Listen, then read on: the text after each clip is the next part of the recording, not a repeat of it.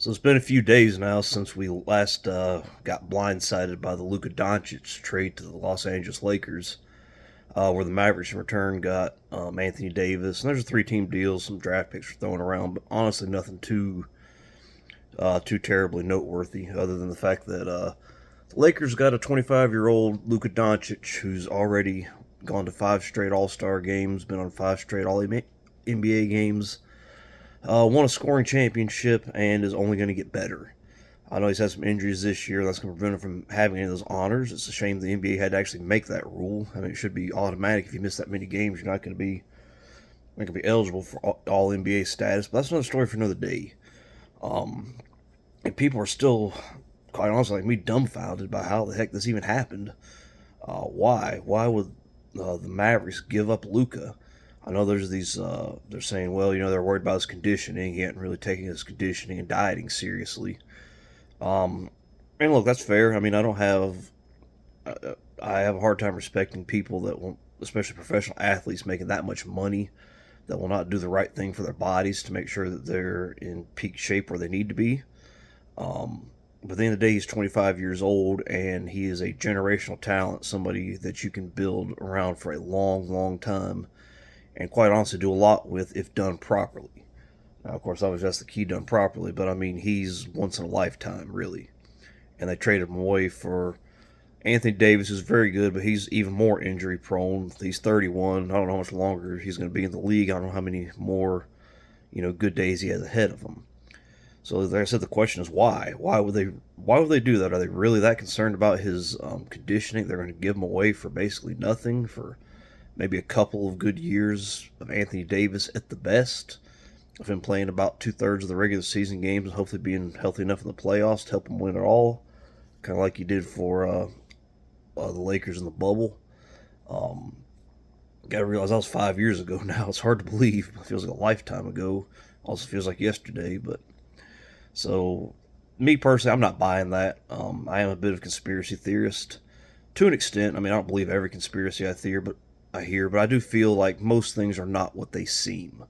Very, very rarely are things as they seem or as they're presented to us.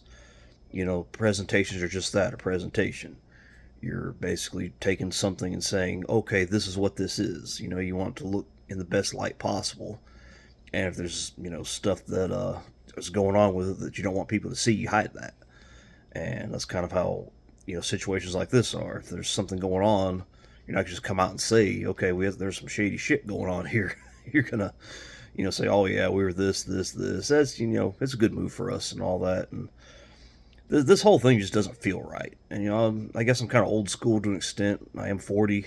I go off my gut quite a bit. Um, Something about the way this is going on just doesn't feel on the level. It feels like there's something more going on than they're letting us know about. And that's one thing I want to talk about is the fact that I don't think what they're saying is right. So the question is why? Why would they be doing this? Why would the Mavericks be giving up, this incredible chunk of their future? And part of me wonders because I've made a lot of videos about the NBA's ratings. Did they do this to help LeBron in his final years? Become competitive and try to boost the ratings. Um, it's a very NBA type move. If they were to do that, it's a very short term gain for a very long term not so good. Um, Obviously, Luka on the Lakers for a long time is quite the alliteration, but it's also, that can help him for the future. But, at the same time, Luka doesn't really move the needle. Nobody's moving the needle right now. LeBron, for all the damage he's done to the league, nobody moves the needle quite like he does, which is not so much a good thing because a lot of it's because nobody else moves it. The needle in the NBA used to move a lot more than it does. The way he's been with his role as the kind of the top guy over the last 15 years, as the guy in the league, so to speak. He's really turned a lot of people off with his attitude, with the fact that his game's really not all that exciting. It's based off of pure athleticism, and after you've seen it a few times, you kind of gets repetitive. He doesn't really have, I guess, what they call in basketball terms, a bag. Um, and like for me, I know I've never really seen him as appointment TV viewing. I remember the Cavaliers versus the Warriors. That rivalry was a big deal for a little while. Then it just became old and repetitive, and kind of like LeBron, kind of like me. We're old and repetitive.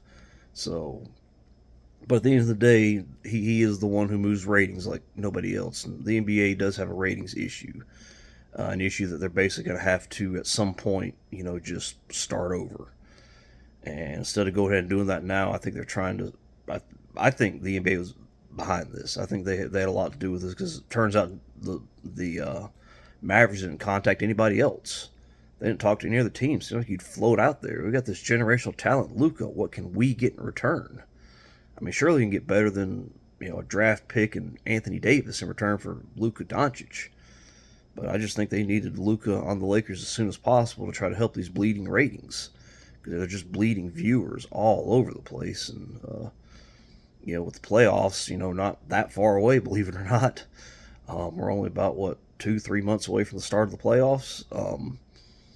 They're gonna need something. I mean, they're looking at the way this regular season's been. Unless the fans are just said, okay, I'm just not gonna watch anything NBA related at all until the playoffs start. I mean, they're gonna be looking pretty bad. Obviously, that hurts sponsors. They can't demand quite as much from sponsors. They can't demand as much from ad revenue and all that, and all that business side stuff, which I know like a very base level of, but I couldn't tell you any of the inside dealings of it. I just know you draw a lot of viewers, you can ask for a lot more money, and from the people that run commercials, and that's about as far as I know it. But at the end of the day, I also know follow the money. Because like I said, this is something that, I mean, part of me wonders what the league's really going to give Dallas in return. So I'd keep an eye out for the Dallas Mavericks in the future to see if something just happens to fall in their lap. If they have a disastrous season or not such a disastrous season, if they somehow wind up with a lottery pick with, 1 in 100 odds of getting the top ping pong ball, are they going to get the number one pick? You just it'd be interesting to see. I mean, I just feel like nothing about that made any sense from the Mavericks standpoint. Only talking to the Lakers, not seeing what else they can get in return. Like I said, just giving him away in the first place. I mean, you would think, there's really nothing in the league that you could really trade for Luka, other than Nikola Jokic maybe. But even he's getting a little bit older. But he is doing he's doing historically well with a team that's really not that good. And maybe Victor Wembanyama, but even he just doesn't move the needle. I don't think he'll be embraced all that much, especially in Dallas. I mean, it's gonna be tough always with the Cowboys there trying to get attention, but Dirk did it, so you got this whole playoff months, feels like months and months and months. I guess it's like 2 months of the playoffs, and that's in the off season, and you just got just like I said, this doesn't, on the surface, something just doesn't feel right, and my gut's telling me, all right, that's not, something's off here. And usually when that happens, it's like the lone gunman deal with JFK. You're like, okay, that doesn't sound right, and then you start digging into it a little bit, and you realize, yeah, that wasn't right, regardless what they tell you.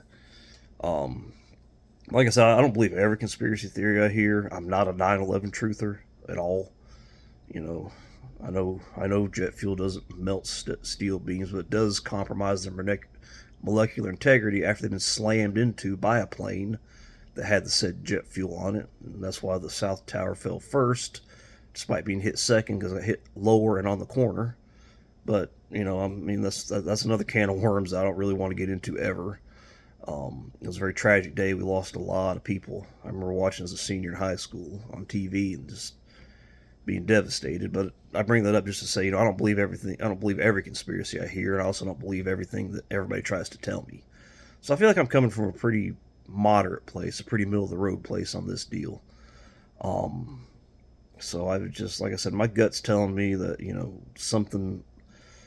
there's something fishy and something screwy going on. And my conspiracy theory is, this is a short-term deal by the NBA. They got involved to get Luka to team with LeBron.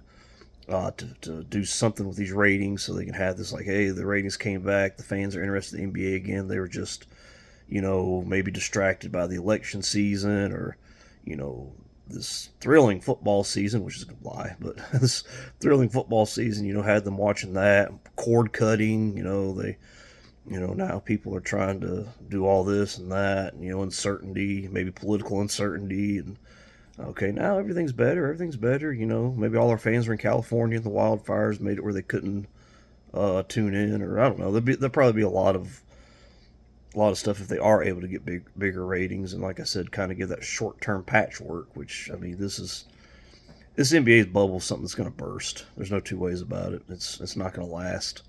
The model they have is not going to last, and even if this does bring monster ratings, big ratings for the playoffs, where do you go from there?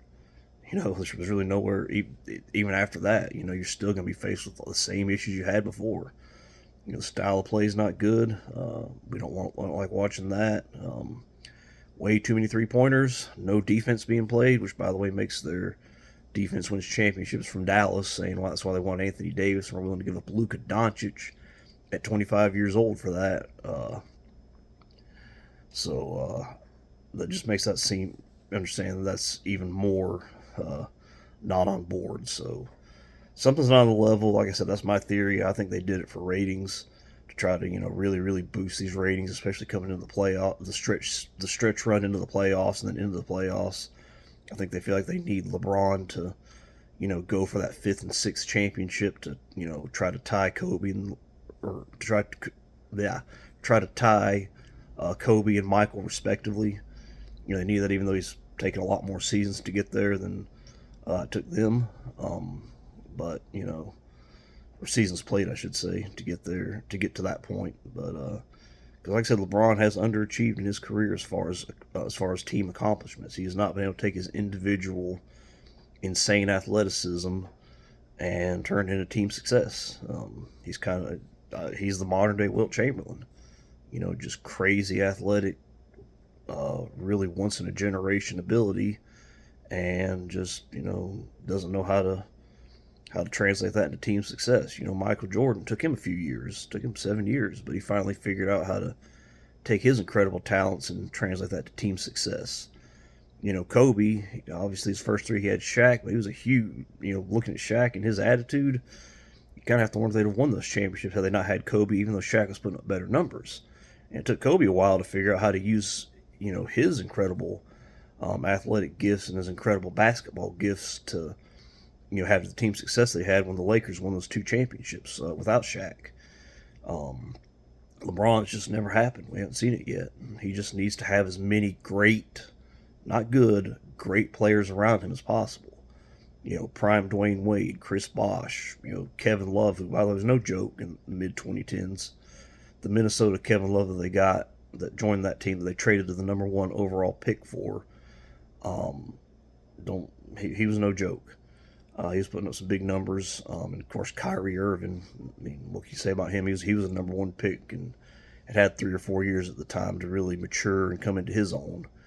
And that was his second stint with Cleveland. And this time he had to team with Anthony Davis, who's probably been the best two-way player the last few years as far as when you combine how good he is on the offensive end and the defensive end, which of course means less and less as the years go by as they continue to legislate out defense. But in 2020, I guess it's still enough. And now he's got a team with Luka. I mean, it's just like, come on, dude, we see this. This isn't good. So that's my personal conspiracy theory on that. If you have any other theories, or you think I'm crazy or a conspiracy theorist, just let me know. If you agree with me that things aren't on the level, but I have a different theory, I'd love to hear it. Like I said, I like to interact with you guys. So thank you guys, and I'll talk to you later.